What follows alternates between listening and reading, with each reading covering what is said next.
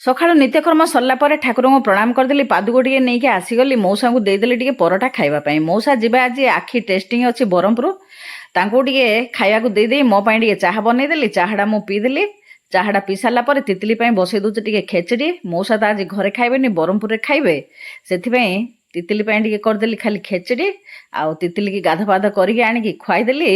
ଖୁଆଇ ସାରିଲା ପରେ ମୁଁ ମଧ୍ୟ ଜଳଖିଆଟା ଖାଇଦେଇକି ମୋ ପାଇଁ ଆଜି ବନେଇ ଦେଉଛି ଆଳୁ ବାଇଗଣ ସାରୁ କାଉଁରିଆ ଶାଗର ବାଟଣ ଦେଇକିରି ବଢ଼ି ପକେଇକି ତରକାରୀ ଗୋଟେ। ମଉସା ତ ଖାଇବେନି, ଖଟା ଶାଗ ପକେଇକି ମୋ ପାଇଁ ବଢ଼ିଆ ଗୋଟେ ଘାଣ୍ଟ ତରକାରୀଟି ବନେଇଦେଲି। ଘାଣ୍ଟ ତରକାରୀଟି ହେଇସାରିଲା ପରେ ତାକୁ ଫୁଟଣ ଫାଟଣ ସବୁ ଦେଇଦେଲି। ଦେଇକିରି ତିତିଲି ଏଇଠି ଖେଳୁଛି, ମୁଁ ପଳେଇଗଲି ଟିକେ ସିଲେଇବା ପାଇଁ। ଶ୍ରାଦ୍ଧ ତ ସରିଲା, ସାବିତ୍ରୀ ତ ସରିଲା, ଟିକେ ବିଜାରିଆ ସରିଲା ପରେ ଘରର ବସି ପଡ଼ିଲି ଟିକେ ସିଲେଇ କରିବା ପାଇଁ।